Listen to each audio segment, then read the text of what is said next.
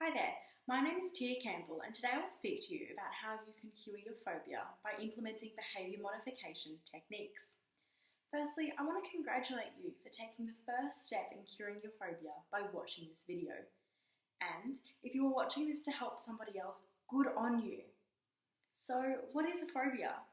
Well, having a phobia means you have both an irrational fear that is not justified and experience significant distress or negative consequences because of this irrational fear. Does this sound like you? Well, keep watching to find out how I can help you help yourself. So today, we'll be talking about gradual exposure therapy. There are three main phases, and they are the assessment phase, the intervention phase, and the maintenance phase. Now, before you begin gradual exposure therapy, it is a good idea to bring along a trusted friend or family member to offer support and encouragement. So let's begin with the assessment phase. So firstly, you'll need to identify what the phobia is. This should be pretty easy. Next, you need to discover your target behaviour. This target behaviour is the behaviour you use to avoid the phobia. This reinforces the phobia, so we need to change this. Next, we need to discover your catastrophic fear. What are you so scared of happening? After this, we need to develop a fear hierarchy. A fear hierarchy is basically a list of fear-producing stimuli or situations in which you will be exposed to your phobia. It can be anywhere between 8 and 18 items, but more if you wish. Make sure that you choose stimulus that range from mildly fear-producing to the most fear-producing. And it's important to remember that you need to make sure every activity is safe. Never ever put yourself or others in a dangerous situation.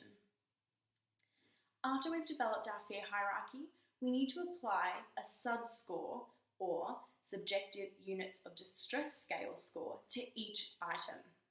So this scale ranges from 0 to 100, with 0 meaning not fear-producing at all, to 100 meaning the most fear-producing. So, apply a SUD score to each item on the fear hierarchy. It is important that the gap between each item is no more than 10 SUDs. If it is, you run the risk of overwhelming yourself when you move from one item to another. So perhaps what you'll need to do is add another item. You will be exposed to the first item on the fear hierarchy with the lowest SUD score first, then you'll move through the hierarchy from there. Okay, so it's important to note that whilst the main chunk of assessment is over, assessments will continue throughout the entire intervention process. This is so you're able to keep track of your progress and it will indicate whether or not you're ready to move on. So, once you've developed your fear hierarchy and assigned each item a SUD score, it is time to move on to the intervention phase and begin exposure. Now, it's important to remember that you will feel anxious. Just stay calm and remember that that anxious feeling will eventually subside. It will be okay. Now, begin to move through the items on your fear hierarchy.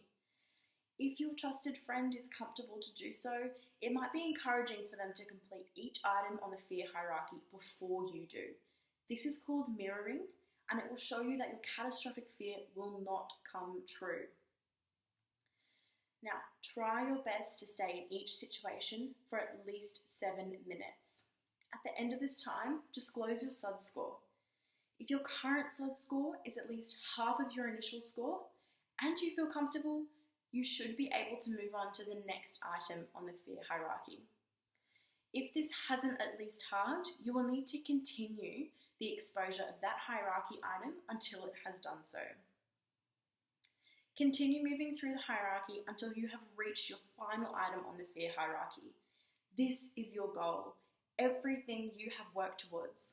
Now remember, you may need to repeat exposure to this item, and that is okay.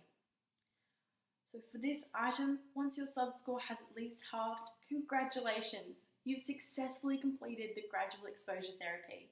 Get someone to take a picture of you with the feared stimulus to remind you of your achievements.